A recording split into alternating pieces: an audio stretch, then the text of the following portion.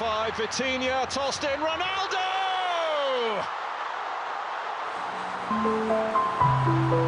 Ronaldo জোড়া গোলে match জয়ের রেকর্ড, বাইসাইকেল গোল ইতিহাসের সেরা।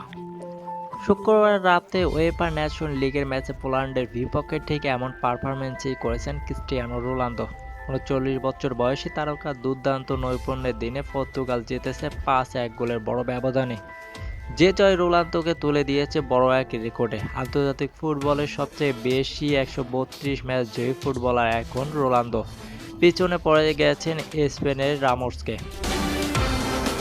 পোর্তো স্টেডিয়ামে হওয়া ন্যাশনস লিগের গ্রুপ ওয়ানের ম্যাচটিতে রোনালদো ছাড়াও পর্তুগালের হয়ে গোল করেছেন লিয়াও, ব্রুনো ফার্নান্দেজ ও পেড্রো।